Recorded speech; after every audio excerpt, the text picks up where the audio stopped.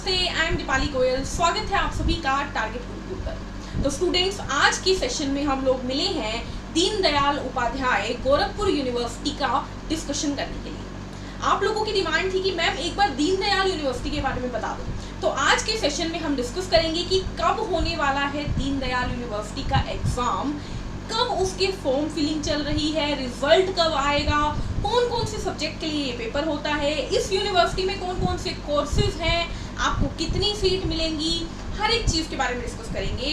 Syllabus क्या होगा, कितने नंबर का पेपर होगा, सब कुछ। तो आज हम पढ़ने वाले हैं किसके बारे में, मतलब आज हम जानने वाले हैं किसके बारे में, दीनदयाल उपाध्याय गोरखपुर यूनिवर्सिटी के बारे में।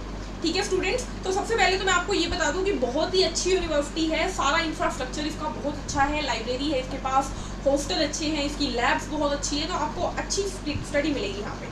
ठीक है, तो सबसे पहले देखो, आपको यहाँ पर भी दिखेगा भी और मैं आपको बता भी देती हूँ। देखिए यहाँ पर आपको सबसे पहले कोर्स मिलेगा एग्रीकल्चर, मैं कोर्स के नाम बता रही हूँ। एग्रीकल्चर मिलेगा, बीएससी एग्रीकल्चर, बीए, बीजे यानी कि जर्नलिज्म की बैचलर डिग्री हो गई, बीकॉम, बीबीए, बीटेक मिलेगी, BSc maths, BSc bio, BSc home science, BCA, BSc BPT, BSc MLT, LLB, BA LLB और बीपीईए। ठीक है, ये सारे कोर्सेज आपको मिलेंगे। सब्जेक्ट देख लो आप, तो बीएससी के अंदर एग्रीकल्चर, बीएससी एग्रीकल्चर में बीएससी एग्रीकल्चर, मैथ बायो आपके पास होगा तो चलेगा। बीए के अंदर एंशियंट हिस्ट्री आएगी, हिस्ट्री आ गई, इकोनॉमिक आ गई, पॉलिटी आ गई, हिंदी, इंग्लिश, संस्कृत, उर्दू, फिलोसफी यानी कि जो पढ़ाई से रिलेटेड, साइकोलॉजी हो गया, शिक्षा शास्त्र हो गया। ठीक है, ये सब कुछ, मैथ, स्टैटिस्टिक्स आप देख पा रहे हो यहाँ पर आपके सामने है, साइंस आएगी, होम साइंस, सोशियोलॉजी, ये सब आपको इसी में मिलेगा। ठीक है, उसके बाद जर्नलिज्म का कोर्स आ गया, बीकॉम का आ गया जिसमें कॉमर्स मिलेगी आपको। ठीक है, बीबीए आपका बिजनेस एडमिनिस्ट्रेशन का आ गया।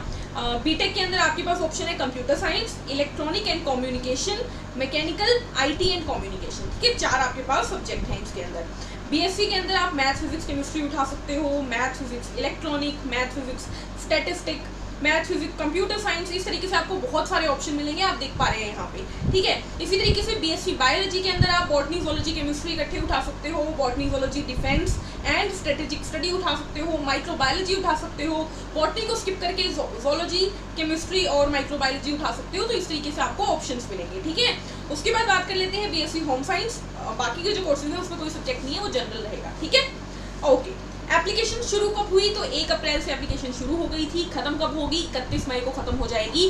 तो स्टूडेंट्स, जिसने फॉर्म भर दिया बढ़िया है, जिसने नहीं भरा भाई 31 मई तक सारे फॉर्म लगभग बंद हो जाएंगे, तो भर दो। कोई डेट अपडेट नहीं आने वाली, आगे बढ़ेगी डेट नहीं बढ़ेगी हमें कोई गारंटी नहीं है। 31 मई आपके पास आखिरी तारीख है, भर दो। 20 तारीख तक आपके सारे फॉर्म भरे जाने चाहिए। ठीक है, मैंने कल लखनऊ यूनिवर्सिटी के बारे में बताया था, उसकी भी 31 मई थी। तो आपको जल्दी से जल्दी एग्जाम के फॉर्म भरने हैं। ठीक है, फॉर्म भरोगे तभी तो पढ़ाई करने का मन बनेगा ना, कि अरे पेपर तो आ गया सिर पे, है ना। उसके बाद आपको डेट कब है एंट्रेंस की, तो 26 जून के बाद एंट्रेंस है। एग्जैक्ट डेट इन्होंने नहीं दी है, 26 के ऑनवर्ड्स बोली है।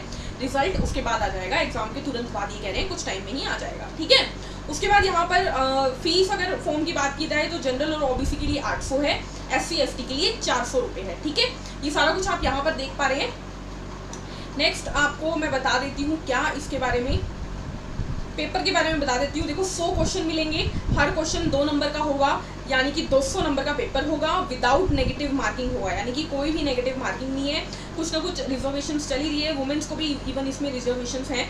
ठीक है, एलिजिबिलिटी क्या है, तो आपके +2 में अच्छे मार्क्स होने चाहिए, ये आपकी एलिजिबिलिटी है। उसके बाद पेपर का सिलेबस देख लेते हैं। तो यहाँ पर आप देख पा रहे हैं सबसे पहले बैचलर ऑफ आर्ट के बारे में, तो आपको कॉम्प्रीहेंशन मिलेगा इंग्लिश हिंदी का 20-20 नंबर का, 10-10 नंबर का। उसके बाद जनरल स्टडी आएगी जिसमें आपकी हिस्ट्री आ जाएगी, फिलोसफी आ जाएगा, कल्चर आ जाएगा 20 नंबर का, इंडिपेंडेंस के बारे में क्वेश्चन आएंगे 10 नंबर के, पॉलिटी आएगी 10 की, फिर सोशल एजुकेशनल सिस्टम आ जाएगा 10 नंबर का, इकोनॉमी, इंडियन इकोनॉमी यानी कि आपका एग्रीकल्चर आ गया, 5 ईयर प्लान आ गया, ये सब 10 नंबर का आ जाएगा। और फिर जो नेशनल इंटरनेशनल इवेंट्स होती हैं, स्पोर्ट्स होती हैं, इनसे रिलेटेड 10 नंबर के क्वेश्चन आएंगे, ये आर्ट्स का रहेगा। फिर कॉमर्स की बात करें तो कॉमर्स में आपके पास हिंदी इंग्लिश 10-10 नंबर की, जीके है 10 नंबर का, मेंटल एप्टीट्यूड जीके है 15 नंबर का, मेंटल एप्टीट्यूड 15 का, अकाउंटेंसी आएगी 10 नंबर की, बिजनेस के बारे में आएगा 10 नंबर, इकोनॉमिक, बैंकिंग और बिजनेस इन्वायरमेंट, ये भी 10 नंबर के आएंगे, ठीक है। बीएससी मैथमेटिक्स की बात करें तो जनरल साइंस आएगी 10 नंबर की, बहुत इजी जनरल साइंस होती है, मैं बार बार बोलती हूँ। नॉर्मल जो क्वेश्चन सीरीज लगाओगे वो वाली होती है, मतलब 6 to 10 वाली आप बोल सकते हो। मैथमेटिक्स आएगा 30 नंबर का, फिजिक्स और केमिस्ट्री भी 30 नंबर की मैथ वालों के लिए, ठीक है। बीएससी बायोलॉजी वालों के लिए वही जनरल साइंस 10 नंबर की, 30 की जोलॉजी, 30 की बॉटनी, 30 की केमिस्ट्री, इस तरीके से रहेगा। बीएससी एग्रीकल्चर वालों के लिए एग्रीकल्चर वगैरह रहेगा। बीटेक वालों के लिए सिलेबस जो है वो आप यूपी सेकेंडरी एजुकेशन बोर्ड का देख सकते हो, वही रहेगा।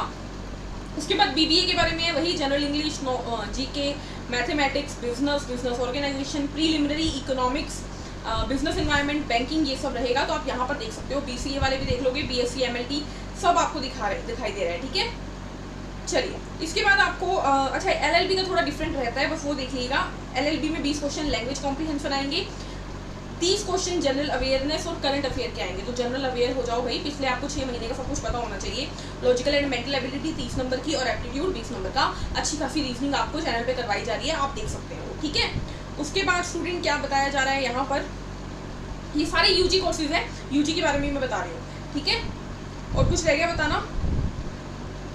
सीटें भी दी हुई है आपको यहाँ पर कि कौन से कोर्स में कितनी सीटें हैं, ये सारा इसी यूनिवर्सिटी की मैं बात कर रही हूँ, दीनदयाल यूनिवर्सिटी के अंदर की बात कर रही हूँ मैं, यहीं पे एडमिशन की बात कर रही हूँ। सीटें भी क्लियरली दी हुई है, जैसे कि बीए में 2437 है, BSc math 300, BSc bio 150, BCom 500, BSc agriculture 150, इस तरीके से सब में सीटें हैं। बीएलएलबी 5 ईयर वाले में 120 है, इस तरीके से, ठीक है। तो ये था हमारी पूरी इन्फॉर्मेशन, जिसमें मैंने आपको बताया दीनदयाल उपाध्याय गोरखपुर यूनिवर्सिटी के बारे में। तो आई होप क्लियर हो गया होगा। पहली और आखिरी बात याद रखना कि पेपर में कोई नेगेटिव मार्किंग नहीं है, और यही प्लस पॉइंट है। देखो, जब नेगेटिव मार्किंग नहीं होता ना, तो उसका एक फायदा उठाया करो। मैं आपको एक ट्रिक बताती हूँ, ठीक है। नेगेटिव मार्किंग जब हो ना पेपर में, तब नहीं करनी है। नेगेटिव मार्किंग नहीं है, यानी कि आप सारे क्वेश्चन अटेम्प्ट कर सकते हो। आपको क्या करना है, जितने क्वेश्चन आपको आते हैं ना, सारे कर दो। जो बचे हुए क्वेश्चन है ना, मान लो आपको 15 क्वेश्चन है जो बिल्कुल ही नहीं आते, कोई आइडिया ही नहीं है, तो उन 15 के 15 में एक ही ऑप्शन को मार्क कराओ। यानी कि 15 के 15 को या तो ए लगा दो, 15 के 15 को या तो बी लगा दो, 15 के 15 को या तो सी लगा दो, 15 के 15 को या तो डी लगा दो।